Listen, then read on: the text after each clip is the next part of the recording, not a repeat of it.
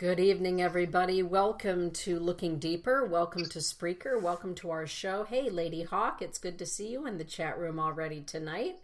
And Sandy Herrick, welcome. Hi, Dana. How are you? I'm great. How are you doing? Oh, my God. There are so many multidimensional experiences happening that I'm in that spectrum of, oh, my God, and oh, my God, and oh, my God. Yeah. That's where I am. Life is happening rapidly. Yes, it is. Yeah. Yes, it is. Mm-hmm. And welcome to everybody that is listening to us on iHeartRadio.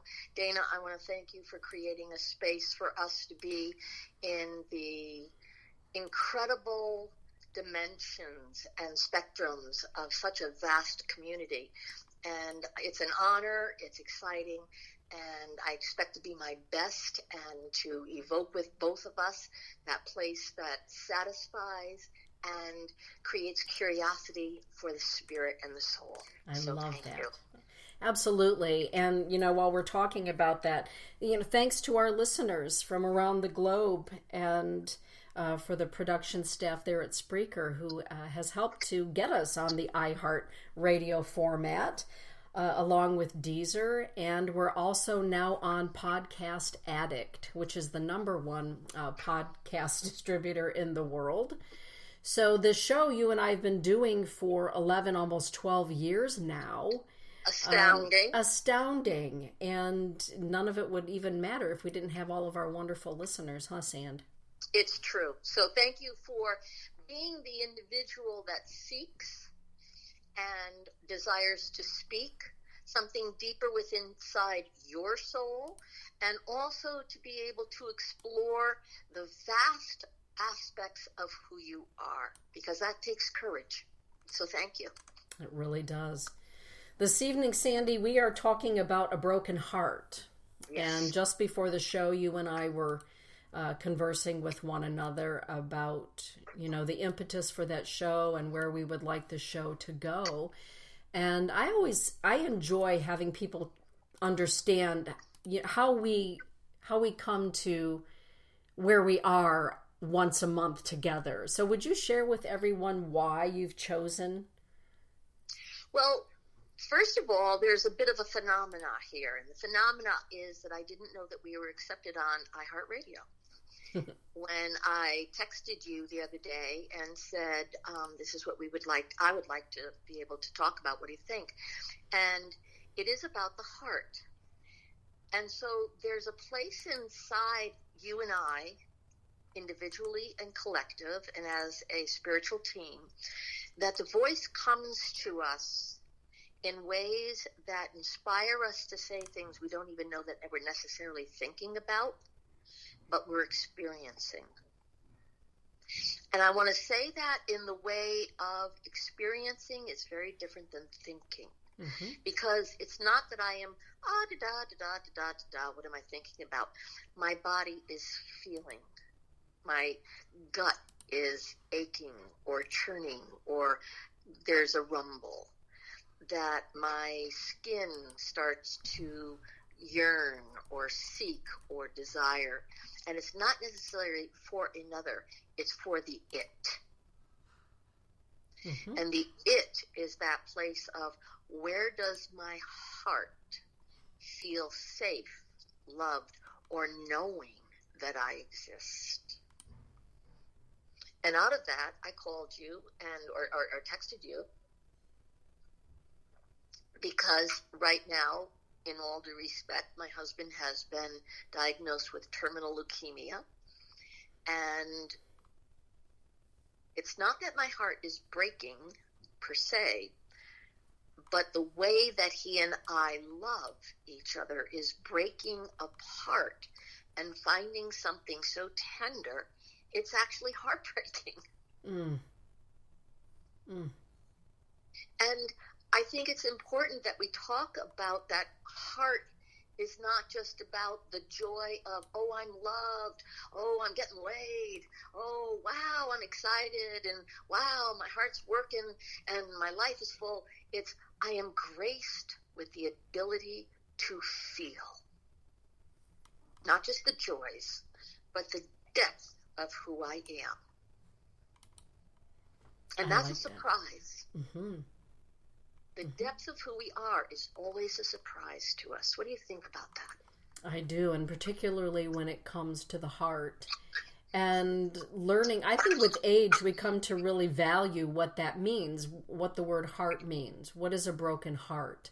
And whose hands have we placed our heart in? And I believe when we're younger, we do it sometimes blindly. And as we get older, hopefully we become a little wiser with where we place our heart and whose hands we may place it in, or what we invest our heart in. And sometimes our heart is wiser than we are. And I think it's just so multidimensional because the intelligence of the heart supersedes, I believe, the intelligence of the brain. You're absolutely right. And I want to pay homage at this moment to a nurse practitioner who was on my show many, many years ago. And her name is Phaedra. And she brought to the show the information about the heart has like 40,000 capacities to connect to the body. If I'm getting it wrong, please excuse me. But it's like when I was talking to her, because she's a nurse practitioner specializing in the physiological aspect of the heart, to know that the heart is so radically important that it's not about its beating. It is about the emotion. It is about the psyche. It is about the soul. It's about some capacity that if it has the quantum physics in its physicality to do something to connect us to a greater dimension, then we are lucky in even having a few of those aspects communicate to us. Mm-hmm. Can you imagine if we were open to the power of the heart without just thinking, I hope I fall in love, or I hope someone loves me? Mm-hmm. It's how do we experience the love of self, humanity, and what other aspects are there? Mm-hmm. It's so vast. Mm-hmm.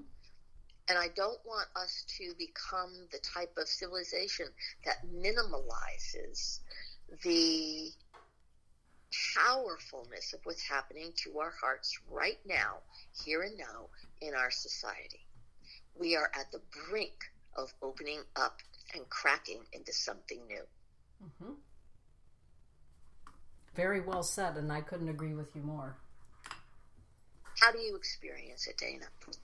Well, I experience it with my clients, some of whom will literally say to me their heart is breaking looking at the condition of our country, or their heart is now breaking looking at certain events that are happening in the world or in our own country with regard to the animals or national parks or things like that. My heart is breaking. My heart is breaking. And I can't take anymore. Exactly. I need to unplug. I need to unplug my brain, which is attached to my heart. And it's so, I believe right now we are so exposed to things that affect our heart due to social media and other ways that we gather information, some of which is true, some of which is absolutely not true. So we have more influences on our heart right now, I believe, than ever before. I agree with you completely. We are exposed at such a level that we're bombarded with information that we are incapable of processing, and therefore we have to self-edit what we expose ourselves to. Yes. So that we can covet our heart, be honorable to our hearts, and be in alliance with what our hearts are truly aligned with. And you know, I'm going to be very bold here and say that it goes to all the individuals in the world, because anybody that has a faith in anything or believes in anything believes their heart is devoted to what they believe in. So it's not just one way of thinking.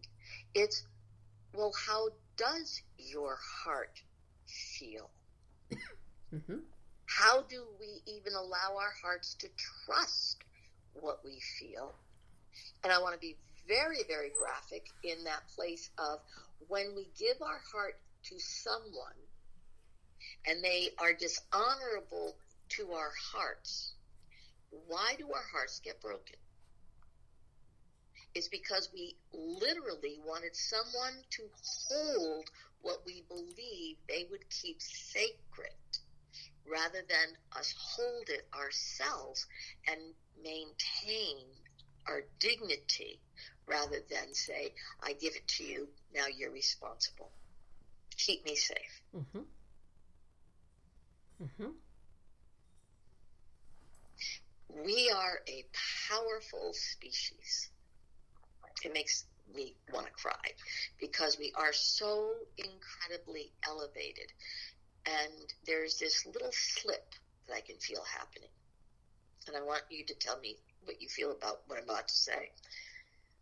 We're almost on the brink of disassociating from our hearts. Oh. With social media, with disassociation, and with the self-proclaimed assumption that if we are not famous, we don't exist. How do you feel about that? Well, I was just watching something on TV the other night about social media and the suicide rate in the African American community, and the association of what is seen on social media, the selfies, with the watches and the jewelry and hanging out at clubs, and how it has created a false image, if you will, that leads our heart to ache for something that isn't even real to begin with. Exactly. And as I was watching this, I thought to myself, well, don't we do that in our lives anyway? We see something, mostly what we want to see, and our heart begins to ache and long for something that isn't even real to begin with. And sometimes then we set ourselves up for a heartache or a heartbreak, whether it's in a job or a relationship or a friendship, whatever it happens to be, because we based our decision to go into that with false information. And therefore we proclaim our identity through that action. Yes. And, I want to say this to all our listeners, it is normal. Yes. There's no judgment. There's no blame. There's absolutely no shame. This is that learning curve of finding out how we identify ourselves and where we put our hearts to experience some kind of reflection of, am I alive? Do I exist? Am I real? And our hearts monitor that. Even if someone says, I don't want to feel, I'm shutting down my heart, I'm never going to trust it, I'm just going to live in my head, I'm going to get drunk, I'm going to get loaded, I'm going to sensationalize myself. This is one of the times in our civilization where addictions are so incredibly sensationally popular that it disassociates us from our heart. And I wonder, it's a curiosity. What are the hearts of each generation seeking? My generation was seeking something. Your generation is seeking something. Each age, every decade is seeking something. And because I'm a baby boomer, I was seeking security in that place of the war's over, my parents had me. There's the paradise of freedom and safety. And my heart literally sought that out with the assumption it's supposed to exist forever. But then my heart becomes this radical, kick-ass broad of the 60s, 65, and it's like, wait a second, peace, love, dope. And it's like you find out that your heart grows because your society brings you information that expands us. And that is that place of coming out of the naivety of being an innocent child and exploring the possibilities of really being an individual. And I don't know who I was. I discovered who I was. I was told who I could be when I grew up, but I discovered the possibilities because all of a sudden I had the opportunity in my heart to say and claim, I'm different than my parents. I'm even different than some of my peers. How did it happen for you, Dana? Well, I believe for my generation of women, we took up where you left off in that we decided that we were going to be the ones to blow through the glass ceiling. Right. So let's do the iHeartRadio. Here we are. I'll be 72 on Saturday. You're 56. So, we claim our generation with great respect and pride because there's wisdom to it. And so you are. Yes. You are that incredible. What happened for you? When did you realize you were going to claim that? I was going to claim it when I was accepted at the United States Air Force Academy in 1981. And I went through all the rigmarole of being accepted into the U.S. Air Force Academy there in Colorado Springs, Colorado. And I was gung-ho and ready to go, but there was one thing that hadn't quite been invented yet, and that was the adjustable pilot seat for somebody under 5'4". Oh my God. So you were going to be an airline pilot? You were going to be what were you going to be? What were you going for? I was going to be a fighter pilot. Damn, bitch! And my heart was absolutely broken when the letter came in and said, you qualify for this, that, and the other thing. Welcome to the United States Air Force Academy, but we're sorry to inform you, you do not meet the height requirement to fly. Dana, what inspired you to fly? What was in your heart to fly?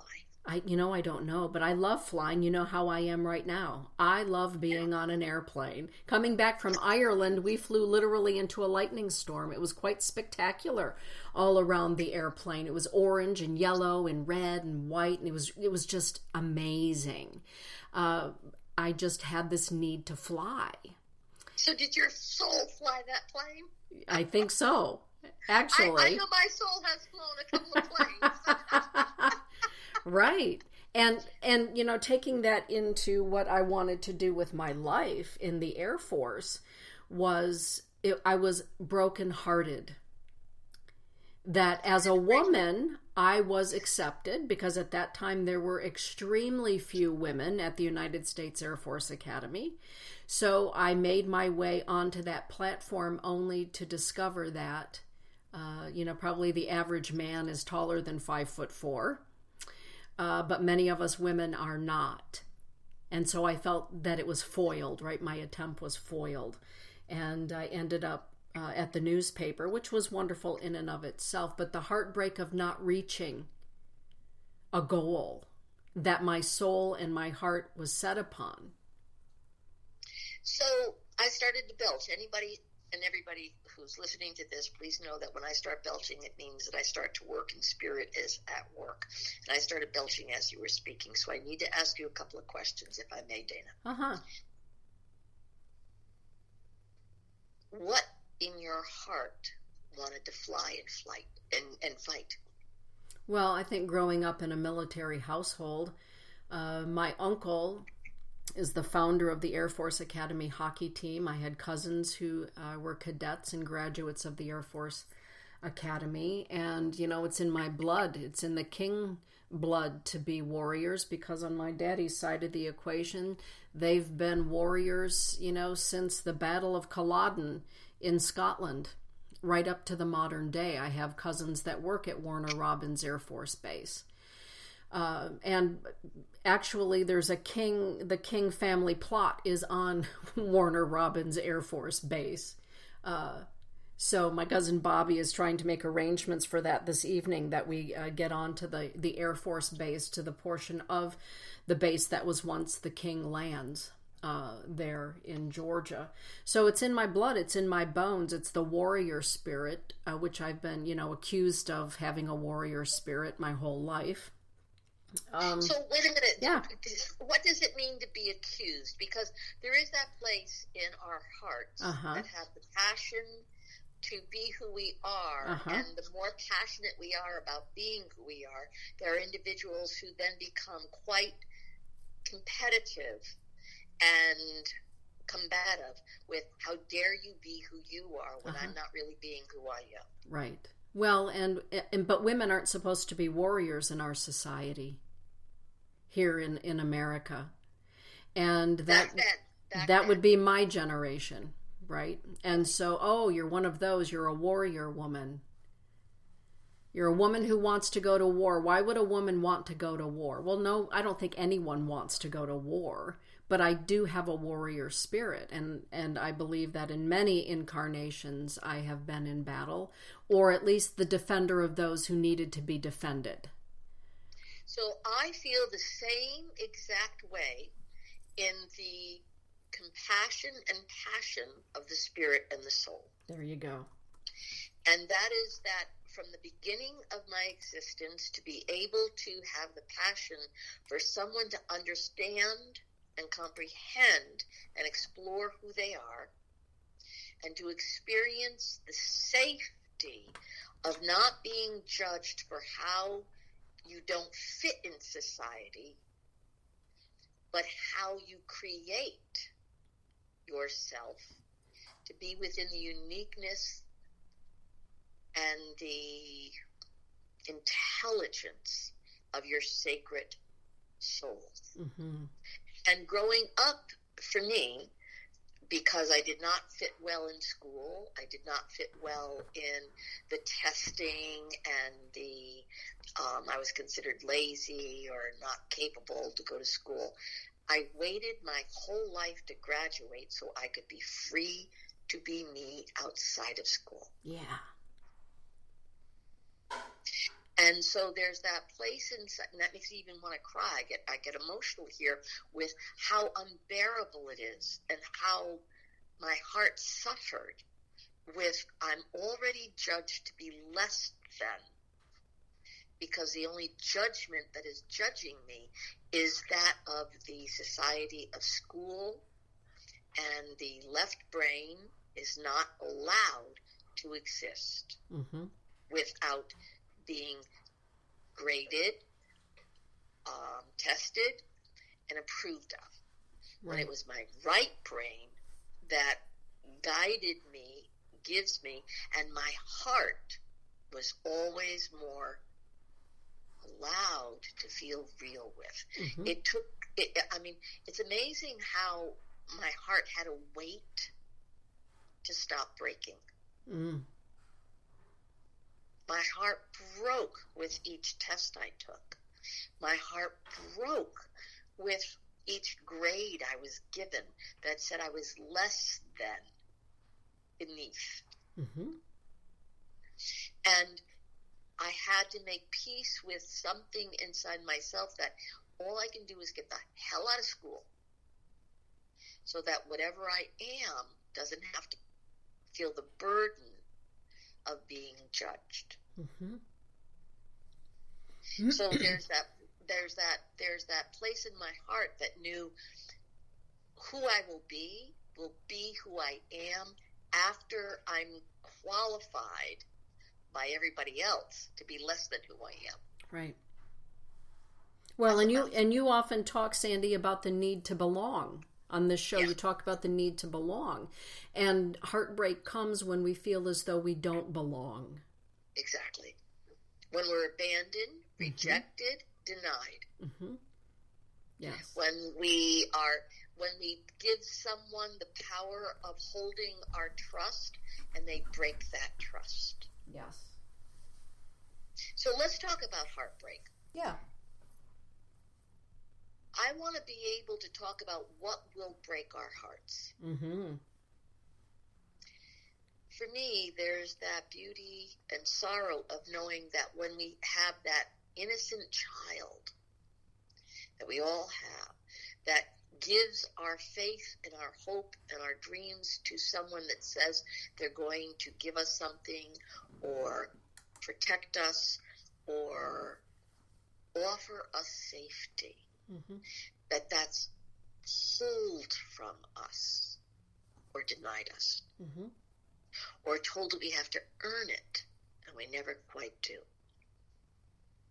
It wears our hearts down, or it gives our hearts the space to kick ass and be defiant and not need. Thank you for chuckling. What do you think about that?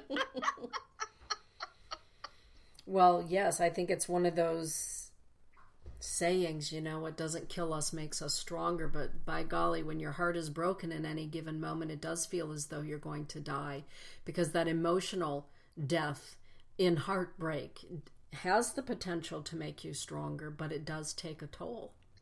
It does take a toll. It takes a toll. Yes. Our heart is so precious. Our heart is so trusting that there's that place. And I want to talk karmically also, because I know for a fact, there are people that are born with hearts wide open, and there are people that are born with hearts clamped down. So I want to be able to experience the karma of our hearts, not just the randomness of que sera, sera. Right. Del Marie is sharing here in the chat room. My Chue is in the chat room. She says, almost a similar situation when we Native children dreamed of being a nurse, teacher, police, etc., and being told that we would never be. That always breaks my heart that we had our dreams and potentials shattered. Chewy.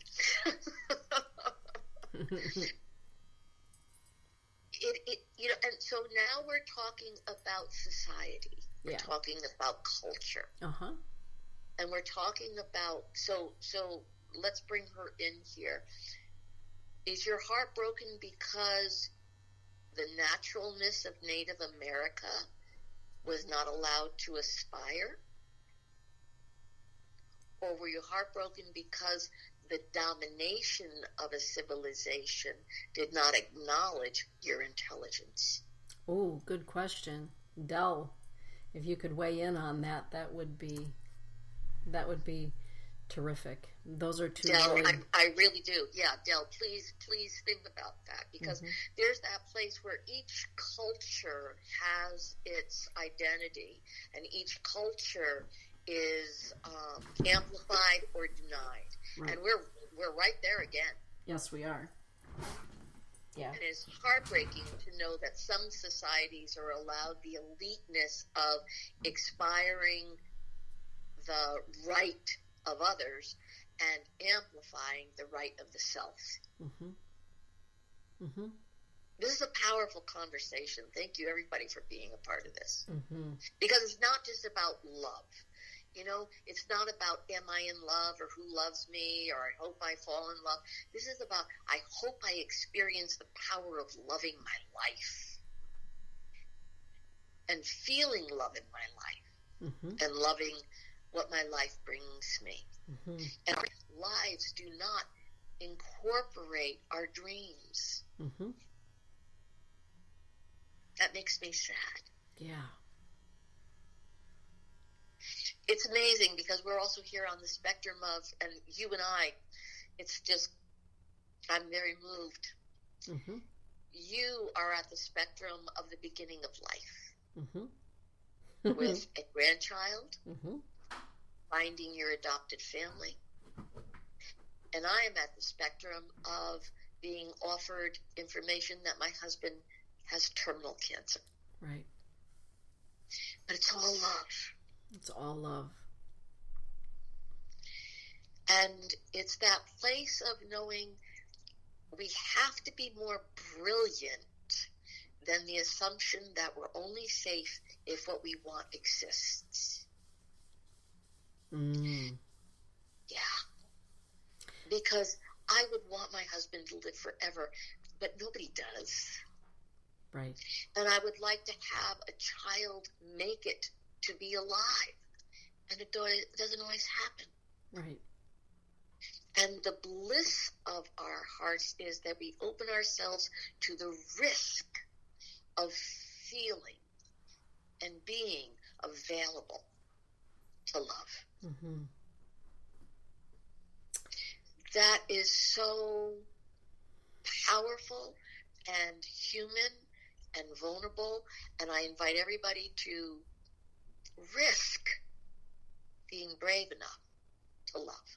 I love that. Del Marie is saying, I believed that we were never good enough for anything until years later. I felt we were selectively excluded. And that's true. So, Del, I have a question to you about before. I understand the horror of your heart being mortified by being demeaned, by being a culture that was overtaken by another culture. I respect, I bow, I am completely in my soul with you. And I ask you, who were you before? What is your society before being dominated by another culture?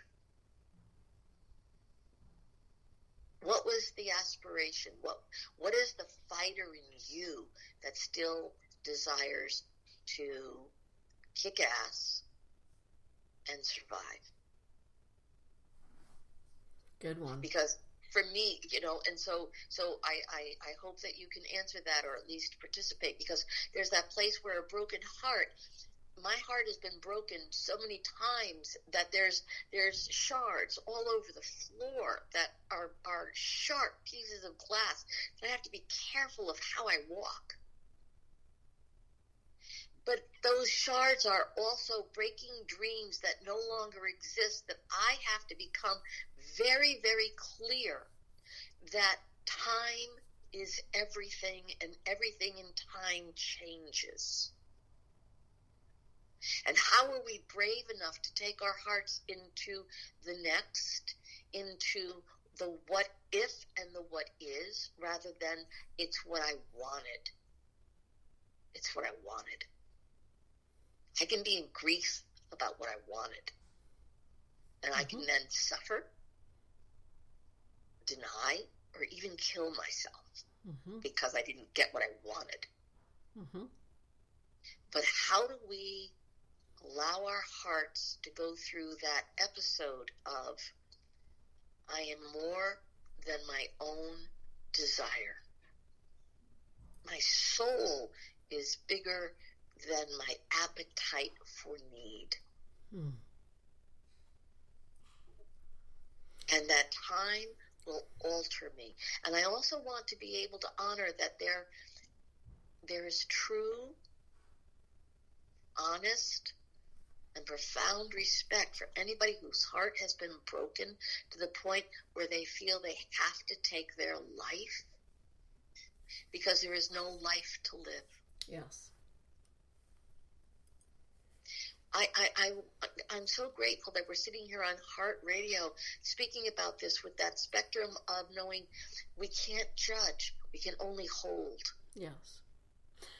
Jessica Clark from out there in the beautiful New England area is saying this: as a teacher, I see my children's open hearts, but the disassociation you speak of at the beginning of the show is weighing on their beings. How do we support them to love their life? They share how they love Mother Earth and ask how we help her. How do we support them to love their life? There is a lot on those little shoulders for those young little people. I mean, there really is. Social media is, part of the disassociation and the kookiness of the world at the moment, and they're sensitive beings. Well, Jessica, first and foremost, I want to honor your heart for being a teacher and being the person who will be bringing into those that are of the next generation the ability to understand that their heart is aligned with something that will challenge this planet with its existence. And that you are the caregiver to the innocent, but also the profound, because this generation is born to do what it is that they're going to do.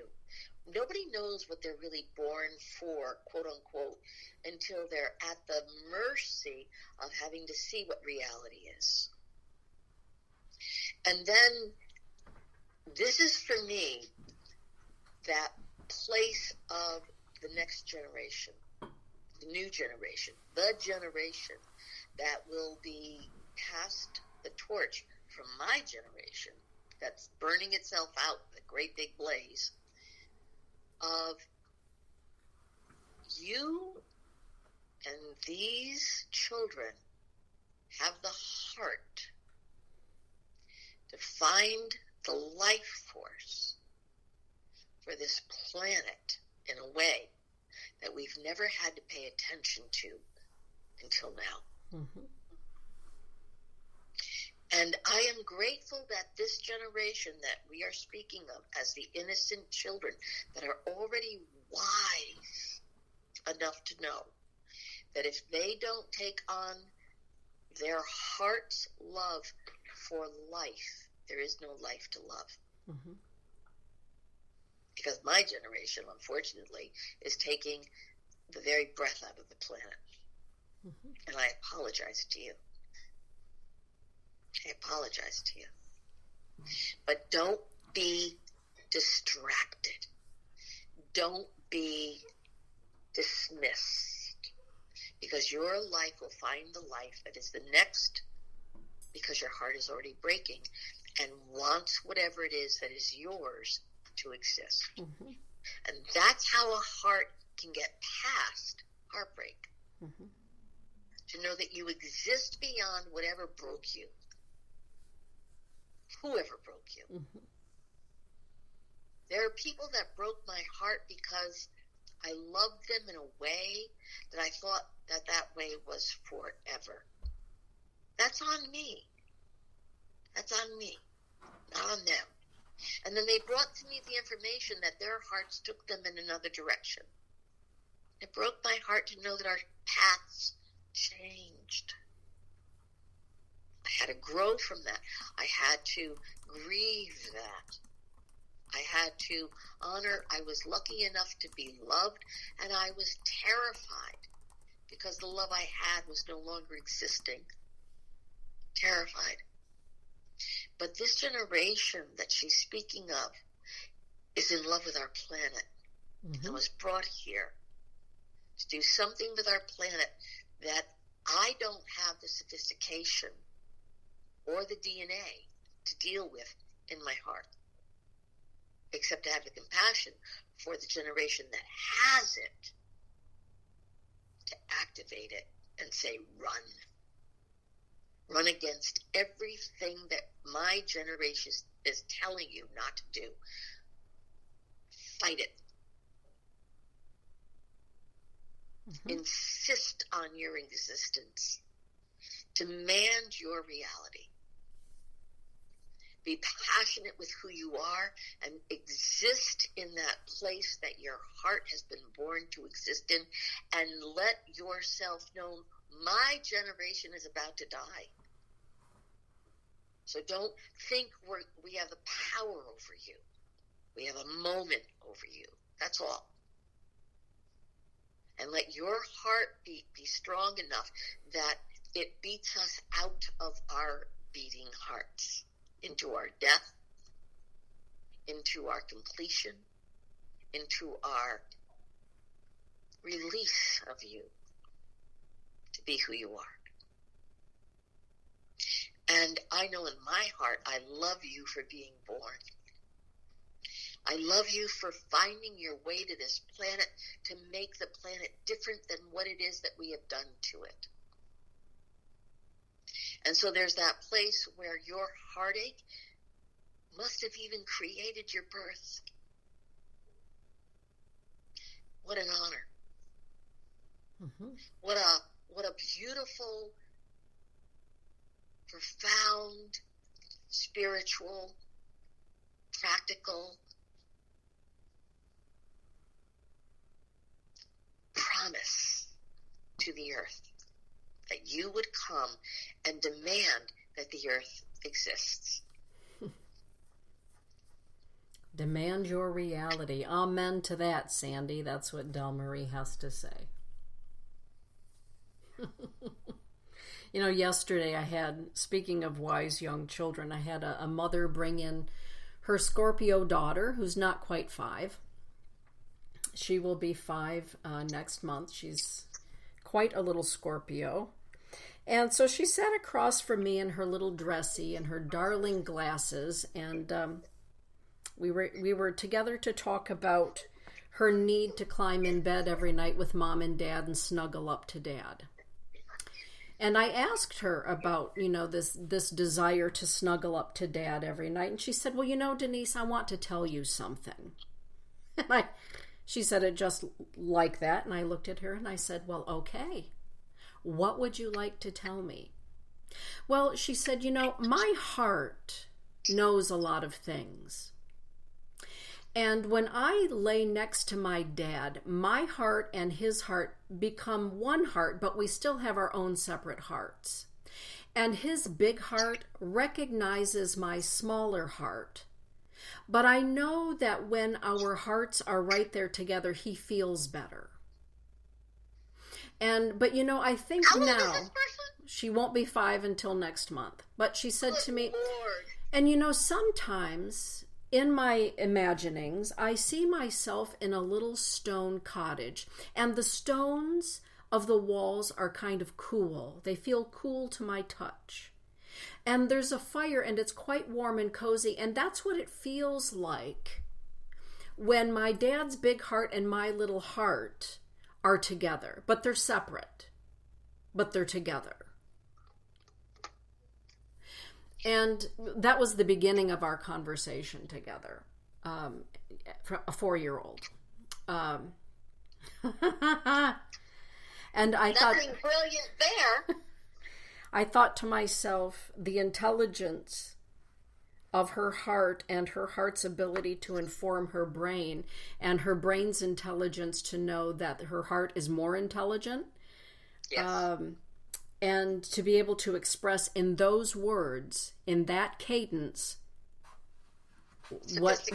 sophistication, and clearly what I feel is a past lifetime together in that cold stone cottage that does have a warm fire, but the stones in the walls are cool to the touch. Astounding, isn't it? And brilliant, beautiful that her mother thought she needed to have a conversation with an adult Scorpio who could relate to those conversations. It was absolutely spectacular conversation about the heart, her little heart and her dad's big heart, and how when they come together, there's still 2 separate hearts, but it makes one big heart. There is such a visual content to that that allows our psyche to see that there is a generation, which is the younger generation, has an intelligence that sees beyond what the generations before them could not visualize.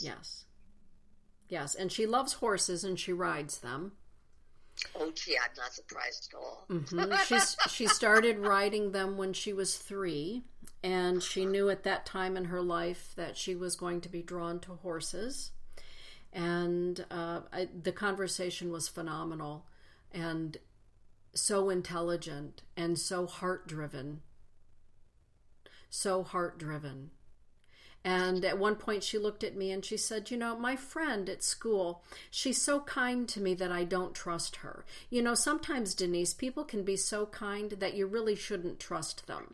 And my heart lets me know, you know, she's a little bit too kind and just a little bit too much. And so I don't trust her, but I'll be her friend because she needs a friend. I want to say hallelujah to my niece, Ella, my great niece, Ella, because she has a very similar type of intelligence, where there is, and Ella is now 7 years old, and she has that same type of, somebody's being a little too much. And I love the scrutiny of understanding manipulation. Yeah. I did not know about manipulation when I was a child. I was too goddamn dumb. Right. My heart was wide open. It's like, everybody's nice, aren't they? Exactly. So there's a whole new spectrum of intelligence from the get-go that these children that are coming in understand mannerisms that are so incredibly, I want to say, undermining to reality or to the truth, that this generation has a different kind of litmus test where they can go, that don't sound quite right. Exactly. At 4 years old, almost 5. At 4 years old. And they trust themselves to know what they know. Exactly. And they trust themselves to know what they're registering. And they're not in need to be loved by the enemy. Exactly. My generation was in need to be loved by the enemy so that we can stop the wars and find peace. That's a huge statement right there. And so this generation has a very different mindset to, I want to be born because I'm deciding to be born, not hoping I'll be born. And in that decision to really, truly be born and say, I'm here to be who I am, not hope I exist. Look out, world. Yeah. And our world does need to pay attention because it's asking for a generation to come in and say, I don't want to die. And I don't want to believe the liars. And I don't want to be manipulated, but I do want to be honest and I don't want to judge. I just want to know. And that was the sum total of my conversation with her yesterday, is exactly what you just said. And, Easton, my grandson, at the hospital today, he smiled at me very Granny, broadly. hello! I Granny, know. Granny, I know. hello! Get me out of this contraption, Gran, because I can't take this anymore. And one of the words that the nurses have used to describe Easton is that he's a little warrior, he's a little fighter, he wants to be here. And all of that is true. And I have a question for you about, heartbreak, whether we are brokenhearted because someone or something that we have loved has passed on, or an ideal that we had has fallen apart. I've heard, I grew up in a Catholic family, and how many times I've heard my heart is broken over all of these stories and revelations coming out about Catholic priests. My heart is broken. Well, a lot of people have handed their heart over to organized religion and those at the pulpit and all of that good kind of stuff, or not so good kind of stuff. My heart is broken. And there is a reality that when our heart is broken mentally and emotionally and spiritually, our physical heart does suffer. Yes. Our heart is honest. Our heart is honest in a way that our mind doesn't necessarily comprehend. And our ego is profoundly affected when our heart is more honest than our identity that we assume we have.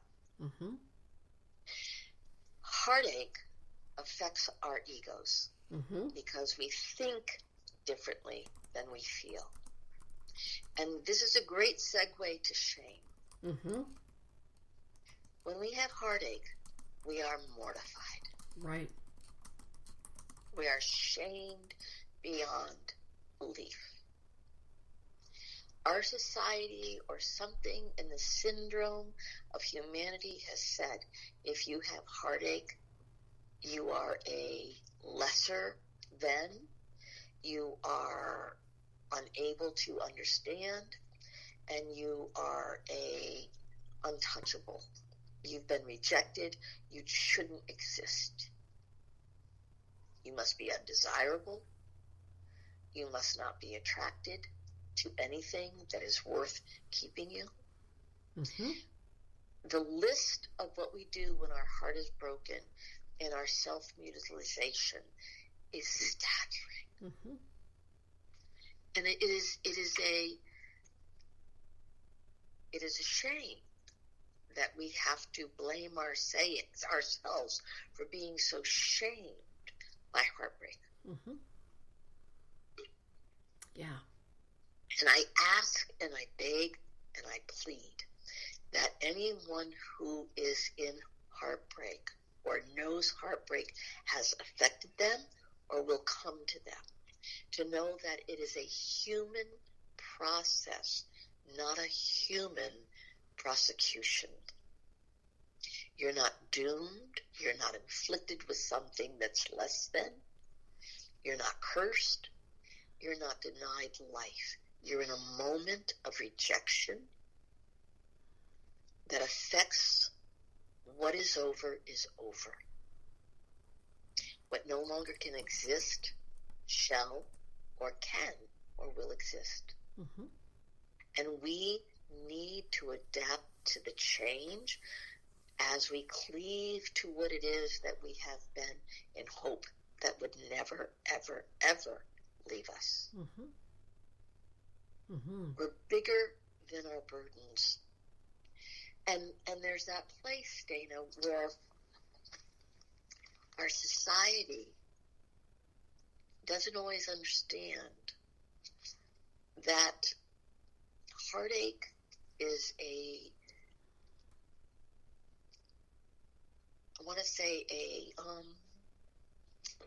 I'm so emotional right now. It's a chapter. Mm-hmm. And it is a finale to what we have assumed would be constant. Mm-hmm.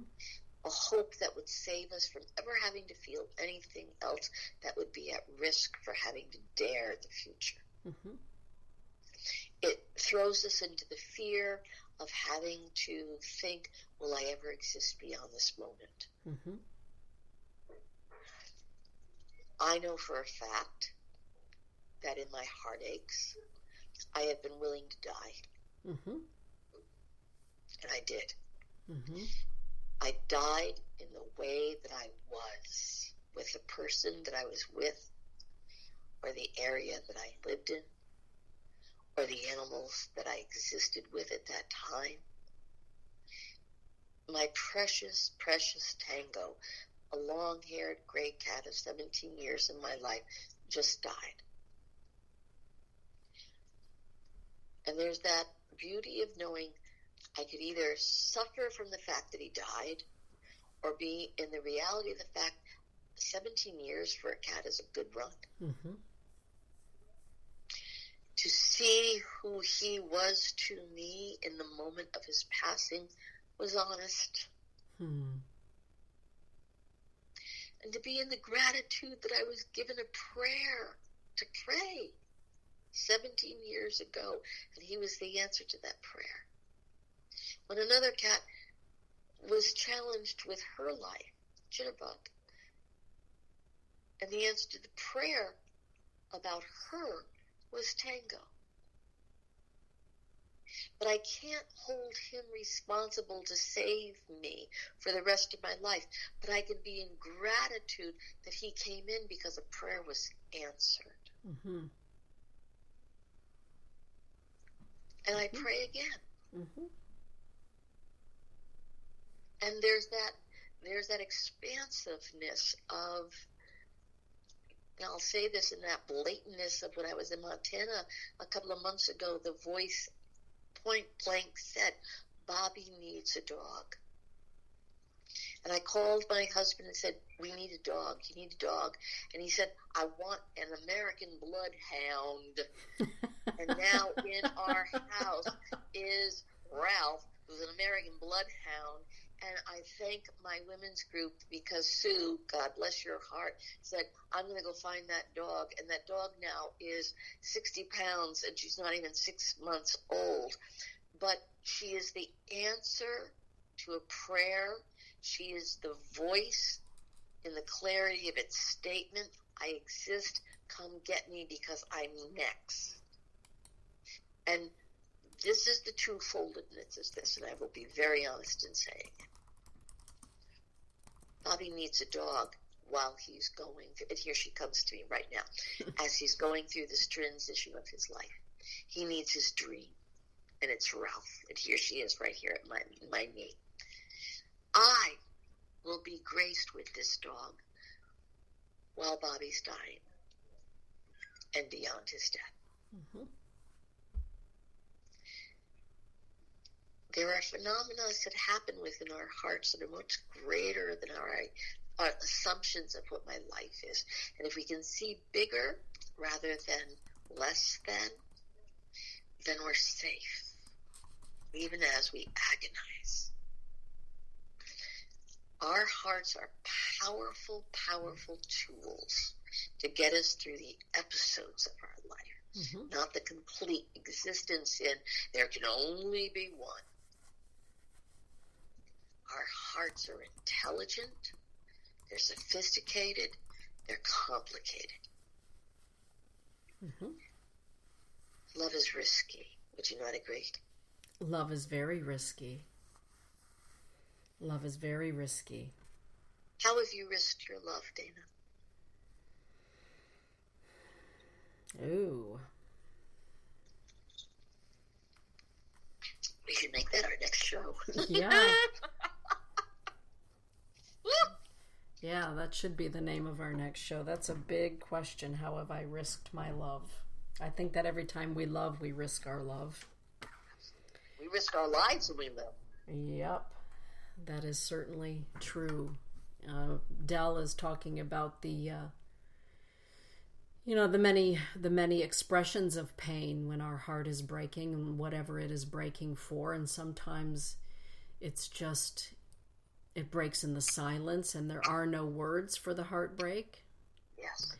The experiences that we have, recently, especially after my cousin Corey was up visiting, I really began to think more and more about my biological mother and the circumstances around my birth. And, as the Sarge revealed to me before he passed, that actually,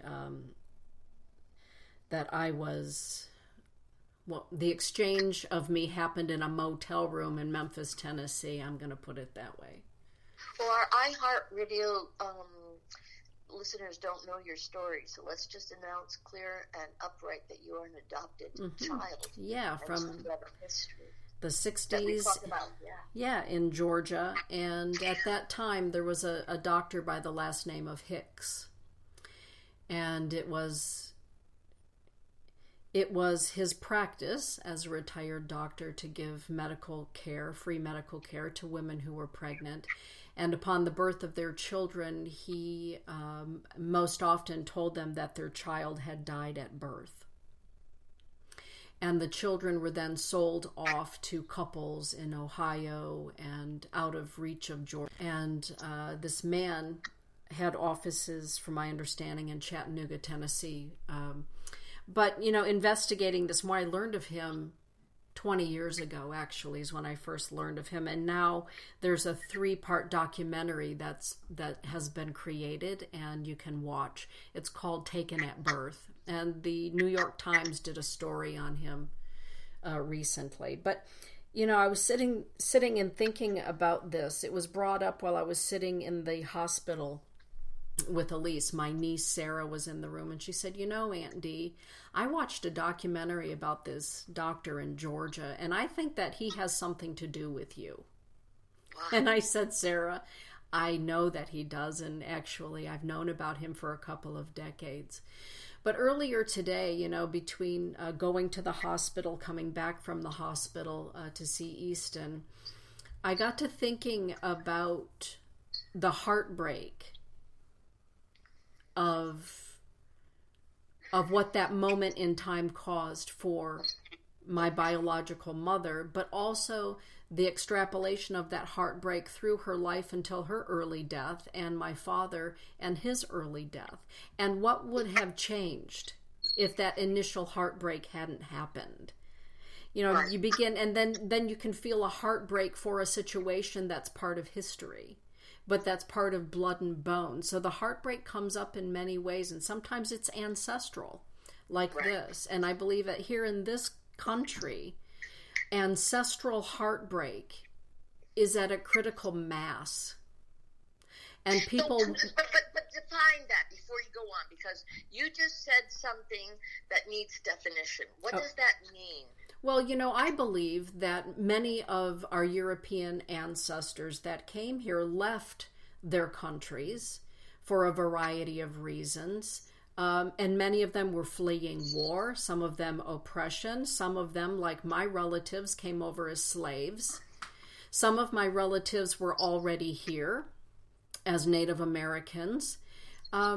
So I have that part of my ancestry that, was born out of this country. But for others, they were escaping war and famine. And when they got to Ellis Island, many of them wanted to forget who they were, and they didn't want any more of the story.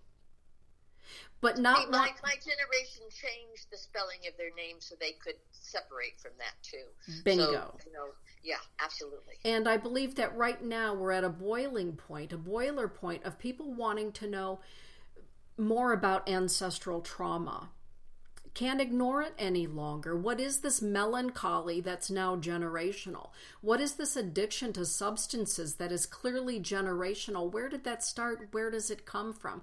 What are my traditions? What are the songs of my people? All of that's in our blood and bones, and I think that's a great part of our disassociation, a part of our addiction, a part of our denial, and part of our yearning. And what more do we need? What's more? Saturday, one of my dear friends, Betty Davis, was here. She's Ojibwe, and she grew up on the Turtle Mountain Reserve in North Dakota. And we're dear friends. And we were sitting in a room full of people, and we talked about this. And I said, Betty, as a Native woman raised on reservation in North Dakota, why do you feel that so many European people are enamored with Native America and the Native American culture? And she said, because we haven't forgot our spirituality, and many of those who came here purposely forgot. Purposely. That is a very poignant statement, that when we really want to say, I want to get over this, I don't want to feel, I want to let go, I don't want to remember the past, that there is a disassociation from I cut my cord to that which is. Exactly. And go ahead. And that also happens, I think there's no longer this the easiness of just forgetting who you are. I'll never forget when my Aunt Dot, in front of being erased from who you are. Being erased from who you are. And when my Aunt Dot sat us all down in March of this year and looked at everybody and said, your granddaddy, my daddy, was a Cherokee man. My daddy, your granddaddy, was a Cherokee man. Right. It's no longer erased from the psyche, but what do you do with that? Right. What do you do with that? And how are the ancestors speaking through our bones to bring peace, to bring harmony, to bring truth, to bring healing? When Corey was up here, we went to Holland, Michigan, and we went inside a great big windmill. I mean, there are so many ways that our bones are finally saying we need to coalesce. We need to pick up the shards, as you call them. And part of those shards is our history. It's who we are. It's the dream that was dreamt at the beginning of the existence of our bloodlines. So let me say this about our hearts. Our hearts are more powerful than our mind. Yes.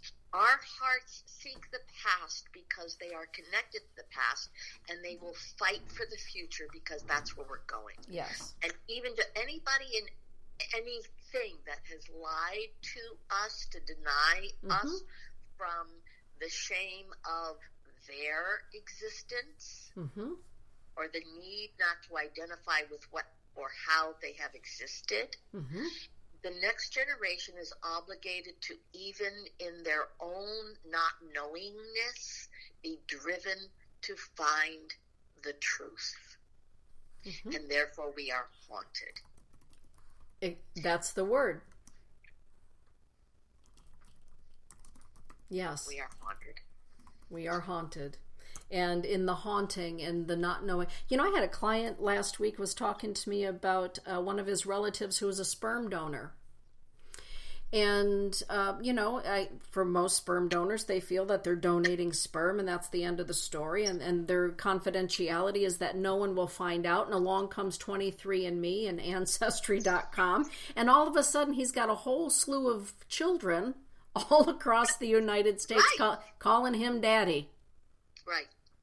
And there's even a TV show now that you're my sister. Exactly.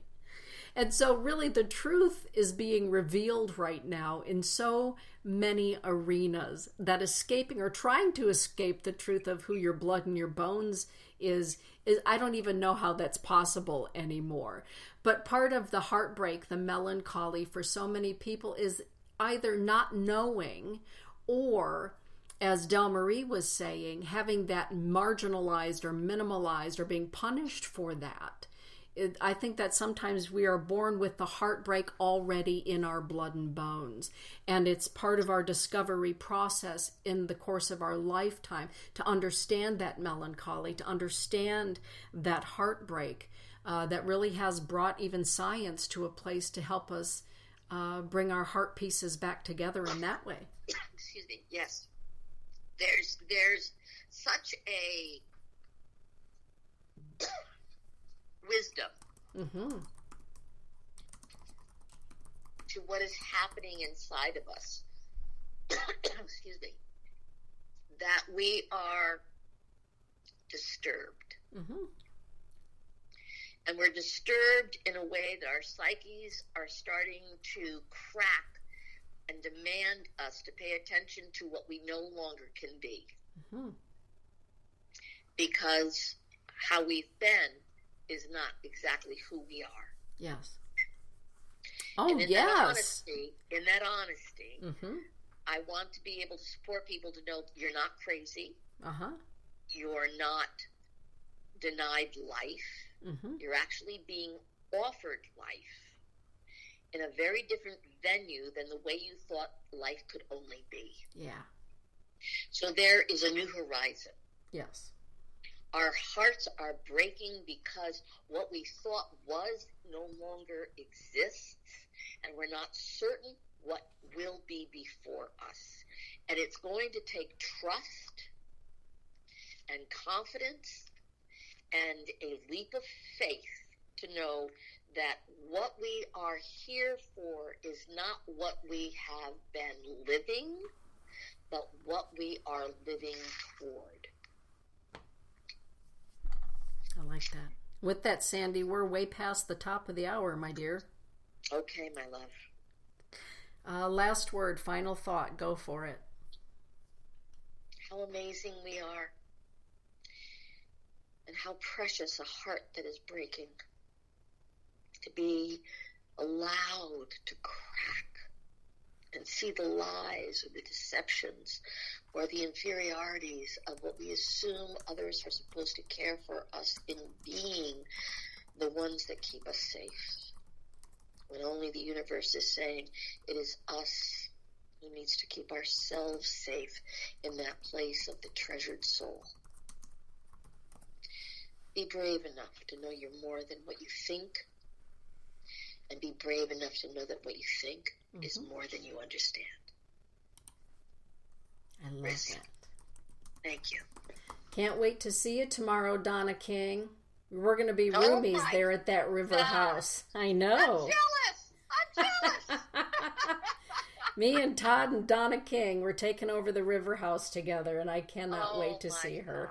I love that your blood has found its way home, Dana. Me too. It's the best thing ever. It ends a heartbreak in your soul that you didn't even know you were allowed to experience. Exactly. Yeah. Amen. Amen. Okay. iHeartRadio will be back, and thank you for allowing us to be a part of your airwaves. And I am honored, and I am absolutely in that space of respect for whatever it is that we are. We respect and expect to be what will be. Thank you. Good night, everybody. Good night. Night, Sandy. Good night, Dana.